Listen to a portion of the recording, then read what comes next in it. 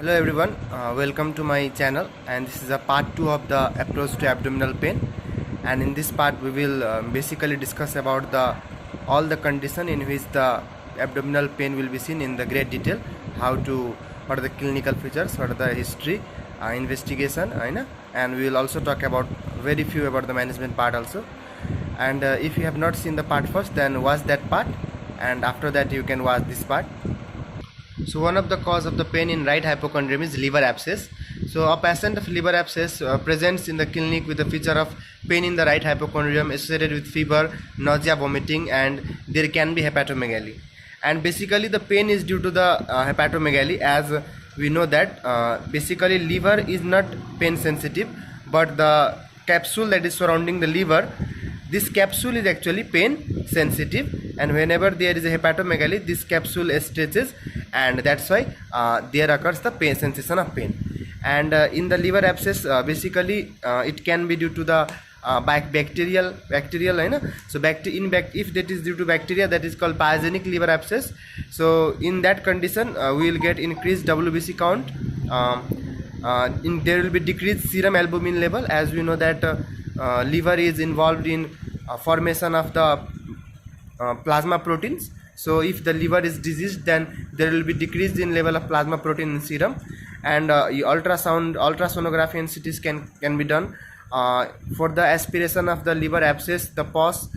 You can do the USG guided aspiration just to confirm the diagnosis. हैन हामीले चाहिँ basically liver abscess भएको पेसेन्टमा के गर्छौं त इन्भेस्टिगेसनहरुमा यो इन्फेक्टिभ डिजिज हो, त्यही भएर चाहिँ के हुन्छ त डब्ल्युबीसी काउन्टहरु रेज्ड हुन्छ। अर्को लिभरको काम छ बेसिकली के गर्ने त एल्बुमिनहरु एल्बुमिन ग्लोबुलिनहरु बनाउने। अब लिभर नै यदि इन्फेक्टिभ छ भने उले राम्ररी प्रोटिनहरु बनाउन सक्दैन, त्यही भएर सिरम एल्बुमिनहरुको लेभल घट्छ। अर्को कुरा अल्ट्रासोनोग्राफी र सिटी स्क्यानबाट पनि लिभर एब्सेसलाई हामी हेर्न सक्छौं। र सँगसँगै के हुन सक्छ त यूएसजी गाइडेड हामीले एस्पिरेसन गर्न सक्छौं to confirm the diagnosis. And ट्रिटमेन्टको लागि हामीले अब बेसिकली पायोजेनिक लिभर एब्सेसको कन्डिसनमा हामीले एन्टिबायोटिक्सहरु चलाउन सक्छौं हैन। र एन्टिबायोटिक्समा अब पेनिसिलिन, सिफालोस्पोरिनहरु चलाउन सकिन्छ हैन। If you are thinking that the abscess may be due to the amoebic abscess छ भने हामीले के गर्न सक्छौं, मेट्रोनिडाजोल पनि एड गर्न सक्छौं। र अर्को कुरा के गर्न सक्छौं, ट्रिटमेन्टमा यदि एब्सेस ठुलो छ भने परक्युटेनियस ड्रेनेज अफ एब्सेस गर्न सक्छौं अन्डर अल्ट्रासोनोग्राफी हैन। र कहिलेकाहीँ इन्ट्रा एब्डोमिनल ल्यापेरोटोमीबाट पनि हामीले एब्सेसलाई ड्रेन गर्न खोज्छौं। So this was all about the liver abscess. So another reason that can cause pain in the right hypochondrium is hepatitis. So in hepatitis what happens that it can be due to the virus and it can be due to the alcohol. So the virus are basically the hepatitis A, hepatitis E, hepatitis C, hepatitis B. So most of the hepatitis virus like A or C, they mainly get transmitted via the fecal-oral route, but the hepatitis virus B is transmitted via the hematogenous route. So usually the person have the if in the hepatitis B the person can be like the blood handlers person, you know. So like surgeon or any medical profession,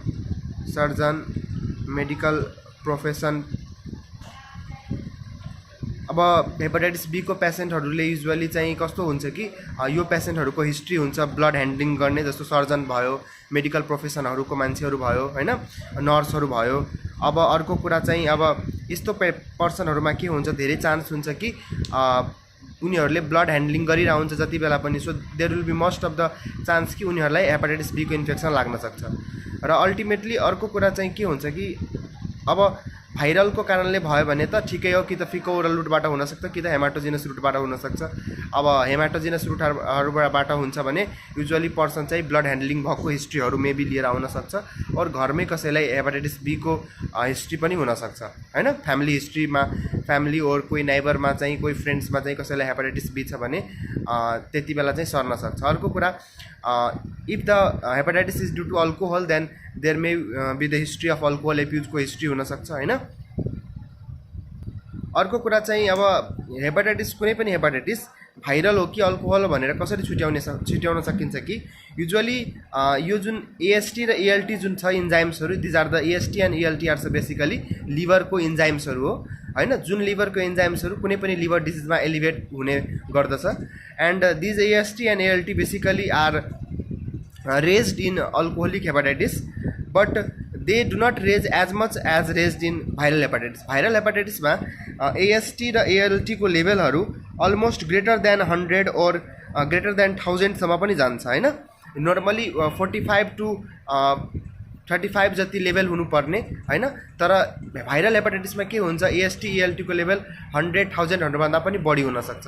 तर viral हेपाटाइटिसमा एकैचोटि त्यस्तो बढी हुँदैन, more बढीभन्दा बढी 2 times or 3 times increase हुन सक्छ, त्यति धेरै नै इन्क्रिज हुँदैन अल्कोहोलिक हेपाटाइटिसमा। अर्को कुरा हेपाटाइटिसमा पेन किन हुन्छ, किनभने हेपाटाइटिसमा पनि के हुन्छ त देयर विल बी हेपाटोमेगाली। के हुन्छ त हेपाटोमेगाली। हेपाटोमेगाली भयो भने के हुन्छ त that will stretch the capsule. अघि जस्तै याद राख्नुहोस्, यहाँ पनि के हुन्छ stretch the capsule, and if the capsule is stretched then again के हुन्छ त क्याप्सुल पेन सेन्सिटिभ हो, त्यही भएर के हुन्छ त पेन फिल हुन्छ हैन। So there will be the pain felt in the right hypochondrium in hepatitis also. अर्को कुरा हेपाटाइटिसमा बेसिकली जुन नेचर अफ पेन हुन्छ त्यो डल ल्याकिङ पेन हुन्छ। यहाँ जुन पेन हुन्छ त्यो सार्प सुटिङ हुँदैन, डल ल्याकिङ पेन हुन्छ। र अर्को कुरा चाहिँ के भन्नुपर्छ, हेपाटाइटिसको अब हामीले इन्भेस्टिगेसनहरू गर्दाखेरि we will do liver function test, and basically हामी लिभर फङ्सन टेस्टमा पनि हामीले अलमोस्ट जति पनि एएसटी एएलटीहरू जुन छ योहरू चाहिँ एकदम धेरै रेज्ड भएको हुन्छ। अब रेज्ड जुन छ त्यो मैले भनेको थिएँ कि भाइरलमा चाहिँ एकदमै धेरै रेज्ड हुन्छ, तर अल्कोहलमा चाहिँ रेज्ड हुन्छ तर not as like of viral. भाइरलमा धेरै रेज्ड हुन्छ, अल्कोहलमा अलिक कमै रेज्ड हुन्छ हैन। र अर्को कुरा के देखेको हुन्छ कि अब यसलाई चाहिँ हेपाटाइटिसको हामीले इन्भेस्टिगेसनमा अर्को हामीले अल्ट्रासोनोग्राफी पनि गर्न सक्छौँ हैन। सो अल्ट्रासोनोग्राफी गर्न सकिन्छ। एन्ड ट्रिटमेन्ट चाहिँ अब नर्मली अल्कोहोलिक हेपाटाइटिसहरू छ भने हामी के गर्ने त अब अल्कोहलको सबभन्दा पहिला एब्स्टिनेन्स गर्ने, पेसेन्टलाई अल्कोहलहरू खानाबाट रोक्ने हैन। भाइरल हेपाटाइटिस छ भने युजुअली चाहिँ अब नर्मल हेपाटाइटिसमा जुन ट्रिटमेन्ट गरिन्छ भाइरल हेपाटाइटिसको त्यही ट्रिटमेन्ट हामी गर्छौँ। So we will not talk about the treatment of the hepatitis portion. अब let's talk about the that is गलस्टोनले पनि के गर्छ त गलस्टोनको कारणले जुन एक्युट कोलेसिस्टाइटिस हुन्छ, यो एक्युट कोलेसिस्टाइटिसमा पनि के हुन्छ there will be the pain in right hypochondrium. अब चाहिँ युजुअली चाहिँ के हुन्छ कि गल ब्लाडरबाट ओरिजिन हुने, गल ब्लाडर और बिलियरी डक्टहरूबाट ओरिजिन हुने पेनहरू कस्तो नेचरको हुन्छ त सार्प सुटिङ नेचरको हुन्छ। त्यही भएर एक्युट कोलेसिस्टाइटिसको पेन पनि कस्तो हुन्छ त सार्प सुटिङ नेचरको हुन्छ। अर्को कुरा एक्युट कोलेसिस्टाइटिसको पेसेन्टहरूमा चाहिँ एउटा बेसिकली एउटा डेफिनेट एउटा साइन हुन्छ जसलाई भन्छ मर्फिज साइन हुन्छ।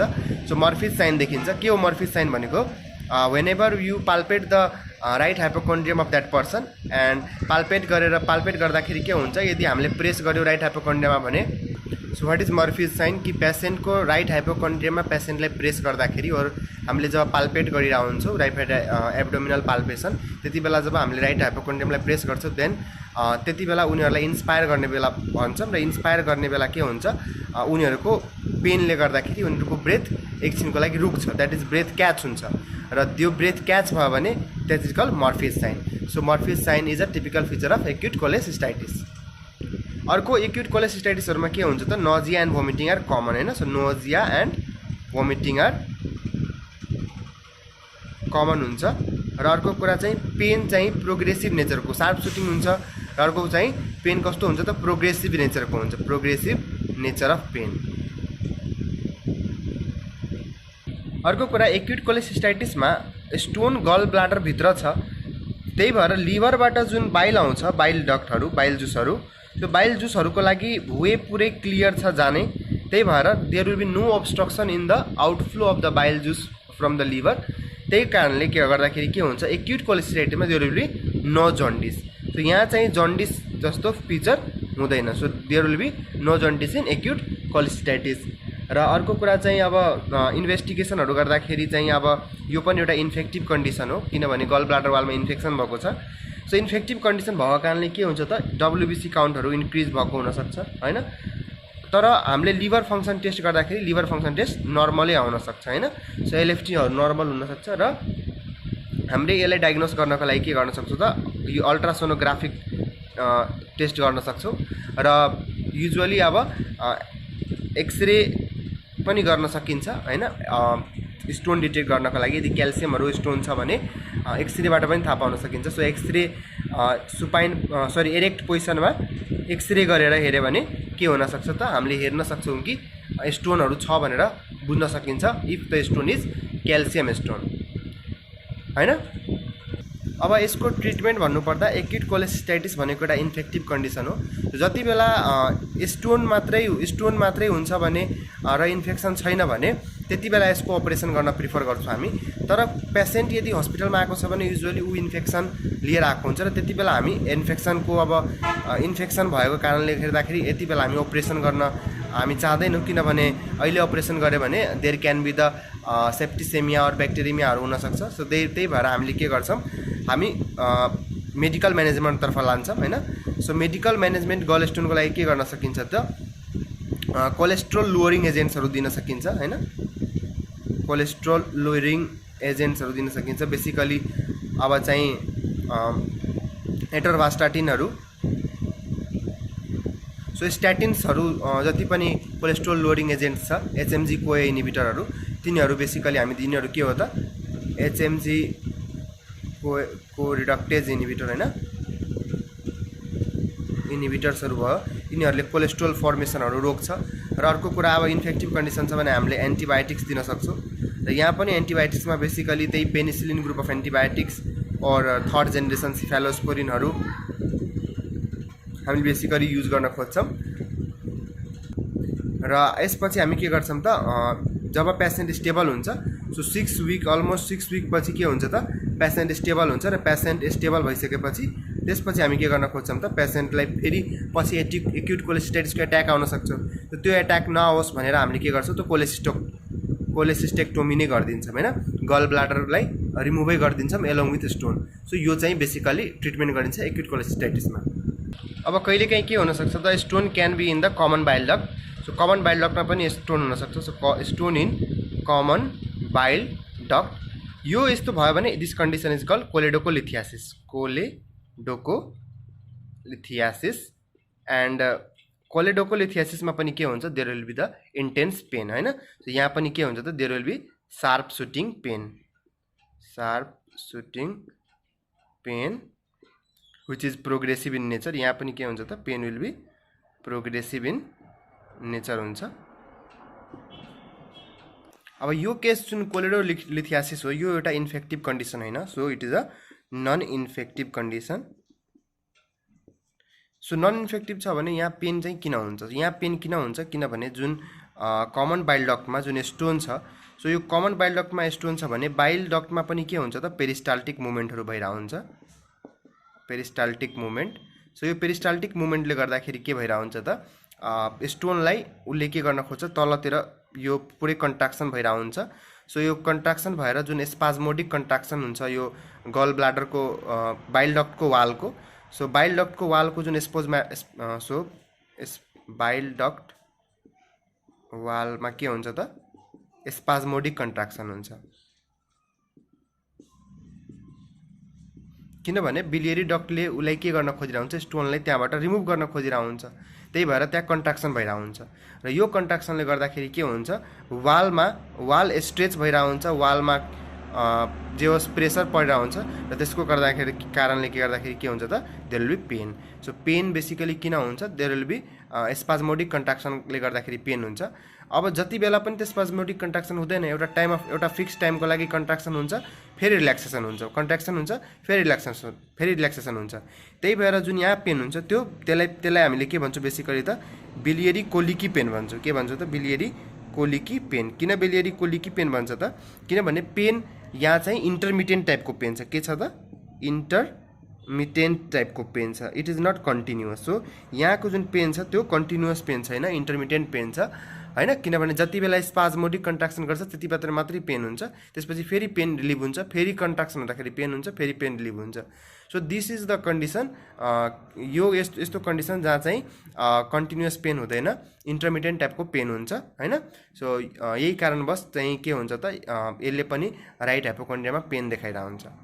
अर्को कुरा कोलेडोकोलिथियासिसमा के बुझ्नुपर्छ कि स्टोन अब कमन बाइल डक्ट यहाँ स्टोन छ, यहाँ स्टोन छ भने के हुन्छ, यो जुन बाइल को फ्लो हुन्छ लिभरबाट त्यो बाइलको फ्लोलाई यसले अब्स्ट्रक्ट गरिरहेको हुन्छ। त्यही भएर बाइल रिभर्स ब्याक भएर फेरि लिभरमै जान्छ र यहाँबाट ब्लडमा जान्छ हैन। सो के हुन्छ, ब्लडमा बिलिरुबिनको कन्टेन्टहरू बढ्छ, किनभने बाइलमै जाने हो बिलिरुबिनहरू पनि। अब बाइलमा बिलिरुबिन जान सकेन भने, किनभने बाइलै फ्लो भइरहेको छैन, सो बाइलको आउटफ्लो भएन, बिलियरी आउटफ्लोमा कमी आयो र बिलियरी आउटफ्लो यदि राम्ररी भइरहेको छैन भने सबै फर्केर फेरि लिभरमै जान्छ र लिभरमा अब बिलिरुबिनको कन्टेन्ट बढ्छ। त्यही भएर कस्तो के हुन्छ त, अल्टिमेटली त्यहाँबाट ब्लडमा बढ्छ र अल्टिमेटली के हुन्छ त, अब्स्ट्रक्टिभ जन्डिस हुन्छ। सो त्यही भएर कोलेडोकोलिथियासिसमा के हुन्छ त, अब्स्ट्रक्टिभ जन्डिस हुन्छ। तर यहाँ के हुँदैन भनेपछि यहाँ चाहिँ फिभर हुँदैन, इन्फेक्टिभ कन्डिसन छैन नि त, त्यही भएर फिभर र नजिया भोमिटिङहरू चाहिँ यहाँ अनकमन हुन्छ अलिक। तर के चाहिँ हुनसक्छ त, अब बिलियरी फ्लो कम छ भने यहाँ चाहिँ अब स्टुलको जुन कलर छ त्यो चाहिँ कस्तो हुनसक्छ त, स्टुलको जुन नर्मल कलर हुन्छ त्यसमा चाहिँ बाइलको एकदमै धेरै कन्ट्रिब्युसन हुन्छ कि स्टुलको जुन कलर ल्याउनेमा। सो तर यहाँ यदि स्टुल अब्स्ट्रक्टिभ जन्डिस छ भने स्टुलको कलर चाहिँ क्ले कलर ओर पेल कलरको टाइपको क्ले कलर स्टुल हुन्छ है। अब अर्को कुरा चाहिँ इन्भेस्टिगेसनमा बेसिकली चाहिँ अब सिबिसीहरू चाहिँ यहाँ नर्मलै हुन्छ कोलेडोकोलिथियासिसमा। सिरम बिलिरुबिनहरू रेज्ड भएको हुनसक्छ किनभने अब्स्ट्रक्टिभ जन्डिस गराइरहेको हुन्छ र यसको डायग्नोसिस गर्नको लागि हामीले नन इन्भेजिभ टेक्निक छ म्याग्नेटिक रेट्रोग्रेड कोलेन्जियोपेन्क्रेटोग्राफी, यो गर्न सकिन्छ हैन। यो एक किसिमको यो अल्ट्रासोनोग्राफी नै हो हैन, सरी एमआरआई जस्तै भयो हैन, यो एमआरआई जस्तै भयो र यसले पनि के गरिदिन्छ त, डायग्नोस गर्नमा हेल्प गर्छ कि स्टोन कहाँ छ, बिलियरी डक्टको कुन डक्टमा छ भनेर त्योहरू हेल्प गर्छ। र हामीले इआरसिपी पनि गर्न सक्छौँ। सो इआरसिपीले डायग्नोस पनि गर्न सक्छ र यसले के गर्छ, त्यो स्टोन त्यहाँबाट रिमुभल पनि गर्न सक्छ। सो इआरसिपीको के छ त, diagnostic as well as therapeutic दुवै भ्यालु छ। So therapeutic plus diagnostic, it is both value. अर्को चाहिँ यहाँ पनि के गर्न सकिन्छ, अल्ट्रासोनोग्राफिक एक्जामिनेसन यहाँ पनि चाहिँ गर्न सकिन्छ।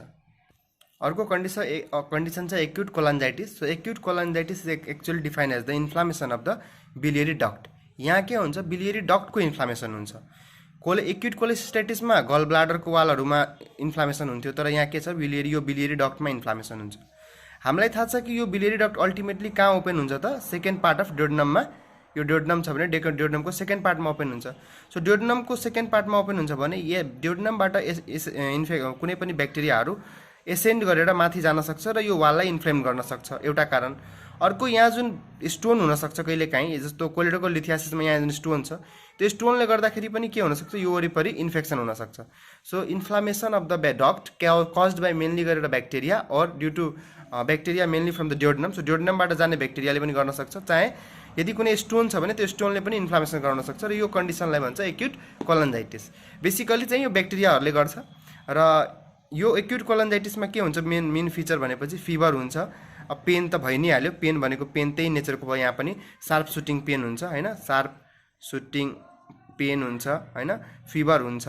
अनि फिभरमा एक्स्ट्रा कुरा के हुन्छ कि यहाँ जस्तो एक्युट कोलेसिस्टाइटिसमा फिभर मात्रै हुन्थ्यो, तर यहाँ fever with chills and rigor हुन्छ। के हुन्छ, fever with chills and rigor. So this is a differentiating point in the acute cholecystitis and acute cholangitis कि एक्युट कोलान्जाइटिसमा चिल्स र राइगर प्रेजेन्ट हुन्छ, तर एक्युट कोलेसिस्टाइटिसमा चिल्स र राइगर प्रेजेन्ट हुँदैन हैन, यसमा मात्रै प्रेजेन्ट हुन्छ। अर्को यसको इन्भेस्टिगेसनको कुरा गर्दा यहाँ पनि इन्फेक्टिभ कन्डिसन छ भने डब्लुबिसी रेज हुनसक्छ, इएसआर सिआरपीहरू रेज हुनसक्छ र यहाँ पनि जन्डिस हुन्छ। जन्डिस यहाँ किन भइरहेको हुन्छ, बेसिकली यो जुन हामीले बिलियरी डक्टहरू हेऱ्यौँ। सो अब यहाँ यो डक्टहरूमा इन्फ्लामेसन भयो भने के हुनसक्छ, इडिमा भएर इडिमाको कारणले डक्टहरू के हुनसक्छ त, क्लोज हुनसक्छ हैन। So due to oedema duct can be closed र डक्टहरू अब इडिमाको कारणले क्लोज भयो भने के हुन्छ त, अब चाहिँ बेसिकली बाइल जुसहरू बिलियरी आउटफ्लो बन्द हुन्छ र बिलियरी आउटफ्लो बन्द भयो भने फेरि यहाँ के हुन्छ, अब्स्ट्रक्टिभ जन्डिस हुन्छ। त्यही भएर कोलान्जाइटिसमा पनि के हुन्छ, जन्डिस एउटा फिचर चाहिँ यो पनि हो हैन। So obstructive jaundice is also one of the feature of cholangitis. अर्को चाहिँ यहाँ पनि के गर्न सकिन्छ त, अल्ट्रासोनोग्राफी गर्न सकिन्छ हैन। यहाँ पनि के गर्न सकिन्छ त, अब बेसिकली एमआरसिपीहरू गर्न सकिन्छ हैन, कन्डिसनहरू हेर्नका लागि। अब बेसिकली यसमा ट्रिटमेन्ट के गरिन्छ त, ट्रिटमेन्ट यदि स्टोनहरू छ भने स्टोन रिमुभल गर्ने, र इन्फेक्टिभ कन्डिसन छ त्यही भएर जहिले पनि के गर्ने एन्टिबायोटिक्सहरू दिने। यहाँ पनि एन्टिबायोटिक्समा बेसिकली के गरिन्छ त, penicillin group of antibiotics, third generation cephalosporin र एनारोबिक इन्फेक्सनहरू छ भने हामीले मेट्रोनिडाजोल पनि युज गर्न सक्छौँ। अब अर्को कज, सो हामीले अहिलेसम्म के गर्यौँ त, गल ब्लाडरमा हुने कजहरूबाट पेन र लिभरमा हुने कजहरूबाट पेनको कुरा गऱ्यौँ। अब हामीले चाहिँ राइट हाइपोकोन्ड्रियममा पेन एउटा कारण हुनसक्छ कि यो जुन लिभर छ, लिभरको माथि डाइफार्म छ र डाइफार्मको माथि के हुन्छ त, लङ्स छ। सो लङ्समा चाहिँ लोअर लोबतिर जुन निमोनिया हुन्छ भने यो लोअर लोबमा यदि निमोनिया भइरहेछ भने होइन के हुन्छ त्यहाँ त राइट हाइपोकोन्ड्रियममा पेन हुन्छ। तर एसोसिएटेड फिचर के हुन्छ त, दिस पेन एसोसिएटेड फिभर हुनसक्छ होइन, कफ हुनसक्छ, अर्को चाहिँ अब सर्टनेस अफ ब्रेथ हुनसक्छ, सर्टनेस अफ ब्रेथ हुनसक्छ। सो फिभर छ, कफ छ, सर्टनेस अफ ब्रेथ छ होइन, यस्तो कन्डिसनहरू छ भने हामीले बुझ्नुपर्छ कि यो चाहिँ बेसिकली निमोनिया कारणले गर्दाखेरि राइट हाइपोकोन्ड्रियममा पेन हुनसक्छ। अब यतिखेर अब यस्तो नर्मली इन्भेस्टिगेसन गर्दाखेरि यहाँ के गर्न सकिन्छ त, अब यहाँ पनि के छ त इन्फेक्टिभ कन्डिसन, त्यही भएर सिबिसी मेनली गरेर डब्लुबिसीहरू रेज्ड हुनसक्छ होइन। अर्को चाहिँ हामीले के गर्न सक्छौँ त, अब एक्सरेहरू गर्न सकिन्छ, चेस्ट एक्सरे होइन। एक्सरे चेस्ट गऱ्यो भने के हुन्छ त, अब निमोनियाको लागि कन्सोलिडेसनहरू हेर्न सकिन्छ होइन। अनि बेसिकली अब कन्सोलिडेसनहरू हेर्न सक्यो एक्सरेमा होइन। र ट्रिटमेन्टमा यहाँ पनि के गरिन्छ त, एन्टिबायोटिक्सहरू बेसिकली दिइन्छ। अब एन्टिबायोटिक्समा बेसिकली गरेर के दिन्छ त, penicillin group of antibiotics, cephalosporin दिन सकिन्छ, और थर्ड फ्लोरोक्विनोलोन्स जस्तो सिप्रोफ्लोक्सासिन होइन, अफ्लोक्सासिन, सो यस्तो फ्लोरोक्विनोलोन्स ग्रुप अफ ड्रगहरू पनि दिन सकिन्छ। So this was all about the pain in the right hypochondrium. र एउटा अझै कन्सेप्ट मैले के दिन खोजेँ कि जति पनि हामीले जस्तो गल ब्लाडरको डिजिजहरू पढ्यौँ, गल ब्लाडर स्टोन थियो और एक्युट कोलेस्टाइटिस थियो, युजुअली स्टोनहरू चाहिँ कोलेडोकोलिथियासिस और कोलेलिथियासिस हुन्छ। यिनीहरू चाहिँ कस्तो पर्सनहरूमा बढी हुनसक्छ कि जुन पर्सनहरूमा यो 4F म्याच हुन्छ, त्यो पर्सन भनेपछि फ्याट पर्सन छ और फिमेल छ और 40 एज भन्दा बढी छ और फर्टाइल छ। फर्टाइल भनेको एटलिस्ट द म्यारिड पर्सन छ, म्यारिड फिमेल छ भने होइन, 40 एज कटेज छ भने उसलाई चाहिँ अब के भन्छ कोलेलिथियासिस भने गल ब्लाडर स्टोन हुने चान्स बढी हुन्छ। फिमेलहरूमा किन बढी हुन चान्स हुन्छ कि एउटा त फिमेलहरूको जुन हर्मोन भयो इस्ट्रोजेनहरू, तिनीहरूले के गर्न थाल्छ त, बेसिकली एक्सेस फ्याट डिपोजिसन गर्न थाल्छ गल ब्लाडर वालमा, र त्यो कारणले पनि स्टोन हुनसक्छ। अर्को कारण के हुनसक्छ कि फिमेलहरूले फास्टिङ धेरै गर्छ, र फास्टिङ गऱ्यो भने के हुन्छ त, अब नर्मली गल ब्लाडरमा के हुन्छ त, बाइल जुस आउँछ र बाइल जुस कलेक्ट भएर बस्छ, र यहाँ बाइल जुस कन्सन्ट्रेटेड भएर बस्छ, र जति बेला फेरि मान्छेले खाना खान्छ त्यति बेला यहाँको बाइल जुस ड्युओडेनममा यसरी जान्छ। तर के भयो, मान्छेले फास्टिङ गरेछ भने त यो बाइल जुसको धेरै बेरपछि बल्ल बाइल जुस ड्युओडेनममा जाने भयो। सो धेरै टाइम लाग्छ। जति बेला खाना फास्टिङमा के छ, मान्छेले लङ टाइमसम्म खाना खाँदैन, तर बाइल जुस जुन प्रड्युस भइरहेछ त्यो बाइल जुस त यहाँ आएर स्टोर भएको भइछ। अब स्टोर मात्रै नभएर बाइल जुस के भइरहेको हुन्छ, कन्सन्ट्रेटेड पनि भइरहेको हुन्छ, र धेरै बेरसम्म स्टोर र कन्सन्ट्रेटेड भयो भने त्यहाँ के हुनसक्छ त, स्टोनको डेभलपमेन्ट हुनसक्छ। त्यही कारण हो कि फिमेलहरूमा चाहिँ बढी स्टोन हुने चान्स हुन्छ। र फ्याट किन हुन्छ, किनभने त्यही फ्याटी कोलेस्ट्रोलहरूले गर्दाखेरि के हुनसक्छ त, बेसिकली त्यो जति बिलियरी फ्याटहरू हुन्छ, बाइलमा जुन कोलिक एसिडहरू हुन्छ, डिओक्सिकोलिक एसिडहरू हुन्छ, सबै केले भन्छ फ्याटले त बन्ने हो। त्यही भएर फ्याट जति धेरै हुन्छ त्यति धेरै कोलेलिथियासिस हुने चान्स पनि धेरै हुन्छ। So these are the 4F, these are the risk factor कि योहरू छ भने पर्सनलाई बढी चान्स छ कि उसलाई कोलेलिथियासिस हुने चान्स बढी हुन्छ। अब pain in the epigastric region. So pain in the epigastric रिजनहरूमा पेन हुन्छ भने बेसिकली इपिग्यास्ट्रिक रिजनको पेनहरू यदि बर्निङ नेचरको छ, रेडिएट गरिरहेको छैन होइन, अनि यस्तो केसहरूमा के हुन्छ त, that cause can be due to the hyper acidity होइन। सो हाइपर एसिडिटीको कारणले गरी पेन हुनसक्छ। तर अब बर्निङ पनि छ होइन, नन रेडिएटिङ छ, सँगसँगै के भइरहेछ त, सँगसँगै the patient have history of मेलिनाको हिस्ट्री छ, or the patient have the history of hematemesis, that is the भोमिटमा के उसलाई भोमिट भइरहेछ र भोमिटमा के छ त, ब्लड आइरहेछ, और उसको स्टुल चाहिँ ब्ल्याक ट्यारी स्टुल छ होइन। सो योहरू हिस्ट्री के को भयो त, ब्लड लसको हिस्ट्री भयो। सो ब्लड लसको हिस्ट्रीहरू छ होइन, बर्निङ नेचरको पेनहरू छ, नन रेडिएटिङ छ भने the patient can have the peptic ulcer. यस्तो बेला के हुनसक्छ त पेप्टिक अल्सर हुन पनि सक्छ होइन।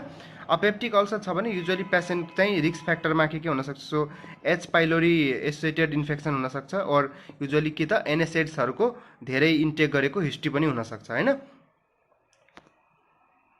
अब यसको बेसिकली ड्युरिङ अल्सरहरूको इन्भेस्टिगेसनहरू गर्न र एसिडिटीहरूको इन्भेस्टिगेसनहरू गर्न के गरिन्छ त, बेस्ट टेस्ट इज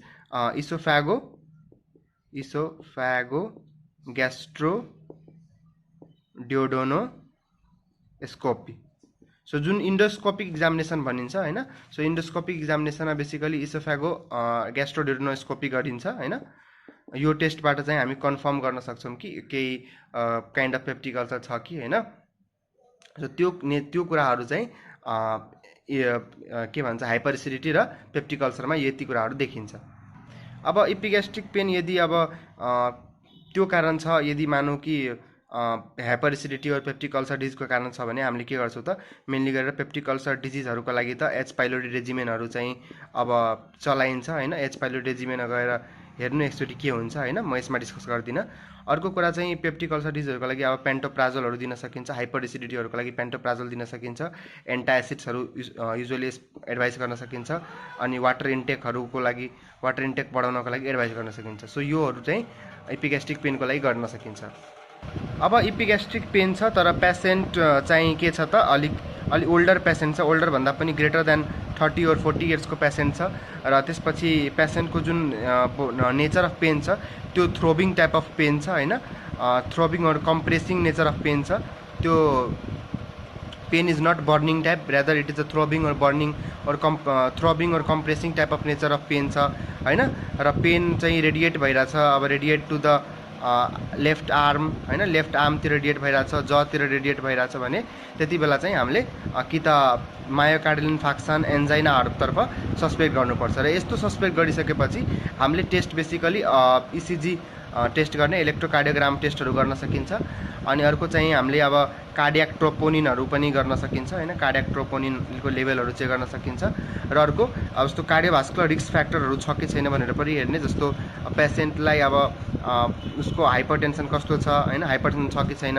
अर्को चाहिँ अब उसलाई डायबिटिज मेलाइटसहरू छ कि छैन भनेर हामीले चाहिँ यो पनि हेर्ने, किनभने these are the risk factor कि पेसेन्टलाई एमआई और एन्जाइनाको पेन लिएर पनि इपिग्यास्ट्रिक पेन भनेर नि आउन सक्छ होइन।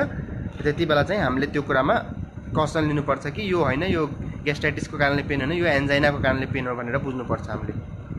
अब इपिग्यास्ट्रिक रिजनमा कहिलेकाहीँ pain may be due to the pancreatitis. So acute पेनक्रियाटाइटिसमा the pain can be felt in the कता त इपिग्यास्ट्रिक रिजन। सो बेसिकली जुन एक्युट पेनक्रियाटाइटिसको पेन हुन्छ त्यो सार्प पेन हुन्छ र द्याट रेडिएट्स टु ब्याकमा रेडिएट हुन्छ।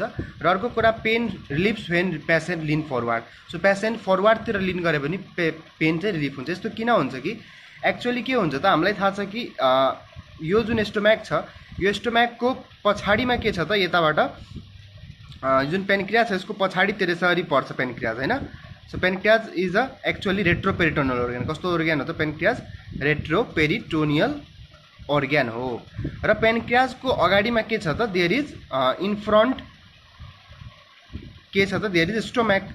अब के हुन्छ त, whenever the patient leans forward stomach compression relief होइन। जुन स्टोम्याक नर्मली स्टोम्याकले के गर्छ त, पेनक्रियाजले कम्प्रेस गरेर राख्छ, तर नर्मल अवस्थामा कम्प्रेस गर्दाखेरि पनि there will be no pain होइन। So when patient lean forward होइन, पेसेन्ट जब लिन फरवार्ड गर्छ देन कम्प्रेसन बाई स्टोम्याक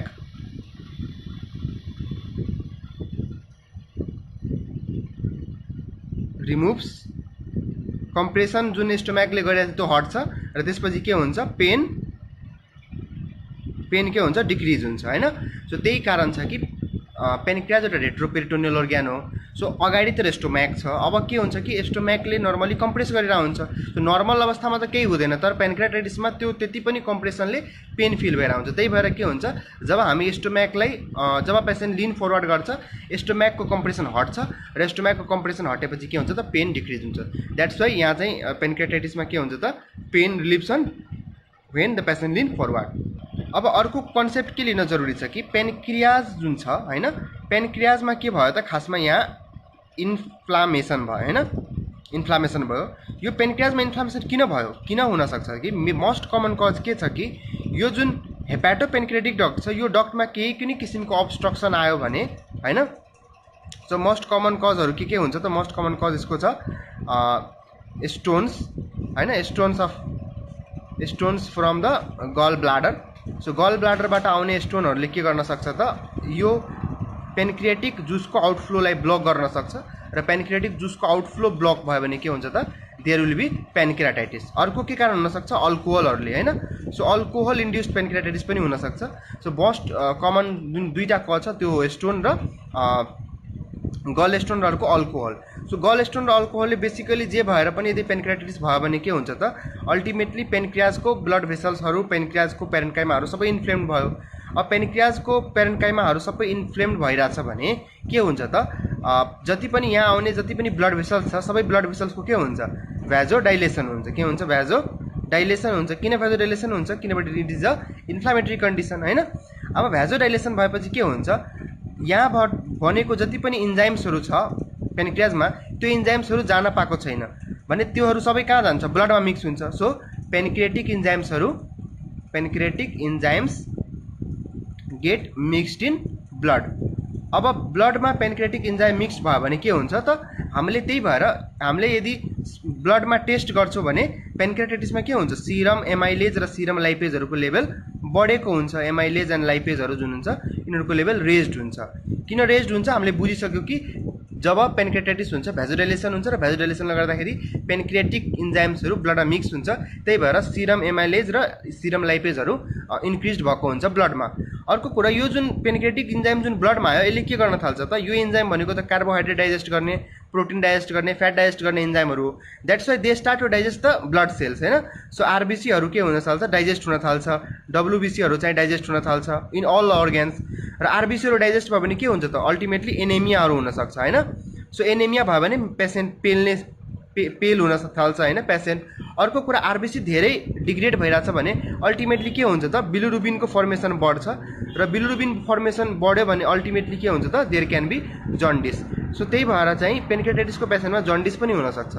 अर्को चाहिँ डब्लुबिसी यहाँ पनि डिग्रेड भइरहेछ। सो डब्लुबिसी डिग्रेड हुनु भनेको तपाईँको बडीको डिफेन्स सिस्टम डिग्रेड हुनु।